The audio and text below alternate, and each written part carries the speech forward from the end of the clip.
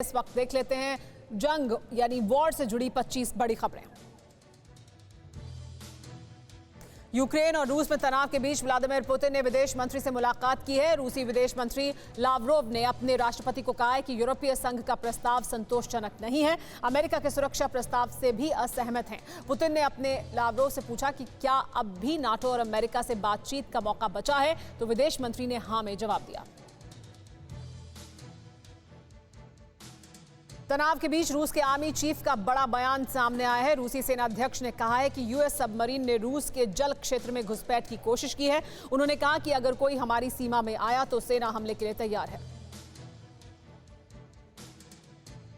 रूस के बड़े पत्रकार दिमित्री किस्लीव का यूक्रेन पर बहुत बड़ा आरोप है। राष्ट्रपति पुतिन के बेहद करीबी दिमित्री ने कहा है कि यूक्रेन ने डोनबास में रूस समर्थक हजारों लोगों को पकड़ा है। यूक्रेन ने रूस समर्थकों को बेरहमी से हत्या की है।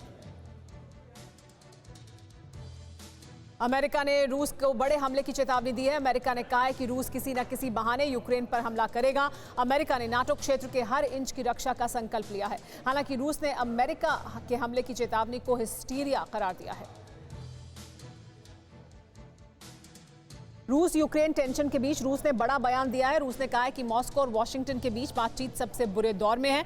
द्विपक्षीय बातचीत में सिर्फ नकारात्मक बातें हो रही हैं। रूस और यूक्रेन के तनाव पर ब्रिटेन के प्रधानमंत्री बोरिस जॉनसन ने बड़ा बयान दिया है। उन्होंने कहा है कि यूक्रेन में स्थिति हद से ज्यादा खतरनाक है। उन्होंने रूसी राष्ट्रपति व्लादिमीर पुतिन से पीछे हटने का आग्रह किया है। बोरिस जॉनसन आज जो बाइडेन से टेलीफोन पर बात करने वाले हैं।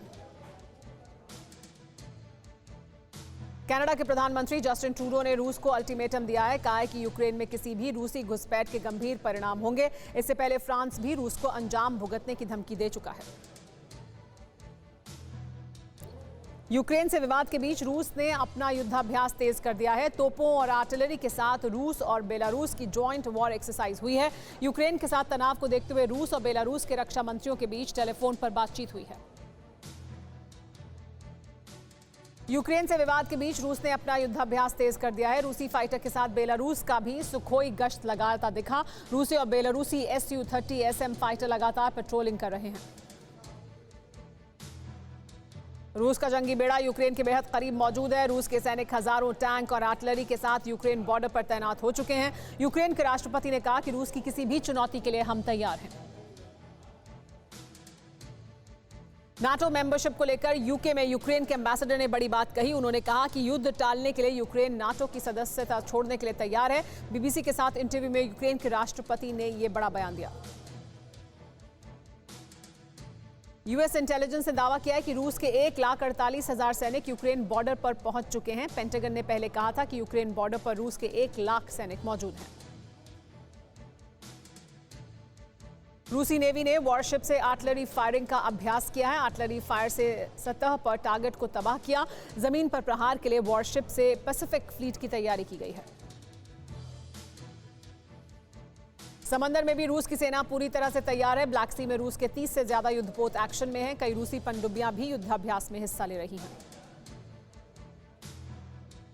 रूसी हमले के खतरे पर यूक्रेन में तैयारियां तेज हो चुकी हैं। यूक्रेन में आम लोग भी जंग की तैयारी में जुट गए हैं। यूक्रेन की राजधानी कीव के पार्क में पब्लिक को हथियार चलाने की ट्रेनिंग दी जा रही है। ट्रेनिंग लेने के लिए बड़ी तादाद में भीड़ जुटी है।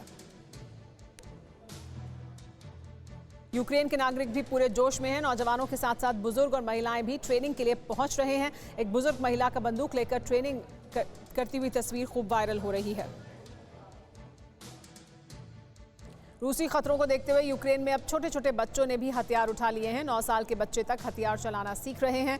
छोटी छोटी लड़कियां भी हथियार चलाने की ट्रेनिंग ले रही हैं। रूस की संसद ईस्ट यूक्रेन में 2 अलग अलग क्षेत्रों को स्वतंत्र राज्यों के रूप में मान्यता देने के प्रस्तावों पर आज चर्चा करेगी। प्रस्ताव पारित होने के बाद यूक्रेन को रूस से मिलने या उन इलाकों में आर्मी भेजने का फैसला हो सकता है। संकट के बीच यूक्रेन के राष्ट्रपति ने अमेरिकी प्रेसिडेंट जो बाइडेन को निमंत्रण दिया है। उन्होंने कहा है कि जेलेंस्की ने कहा है कि बाइडेन के आने से डी एस्केलेशन में मदद मिलेगी। यूक्रेन के राष्ट्रपति ने कहा है कि बाइडेन के आने से हालात सुधर सकते हैं।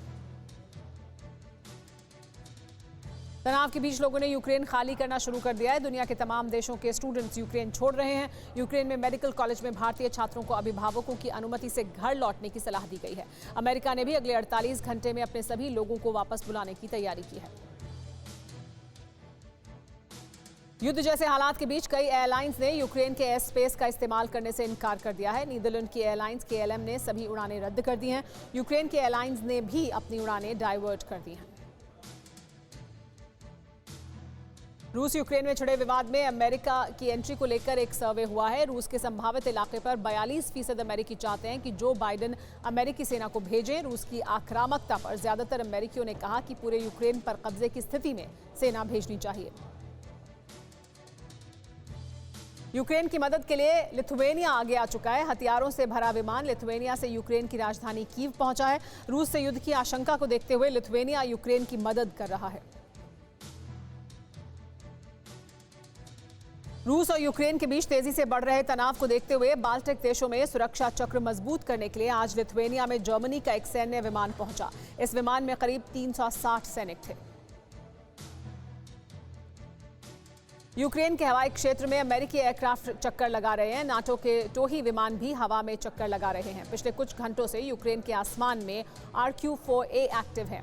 मानव रहित विमान RQ-4A ग्लोबल हॉक मॉनिटरिंग से जुटा है। परवाह देश की, सोमवार से शुक्रवार रात 10 बजे TV9 भारतवर्ष पर।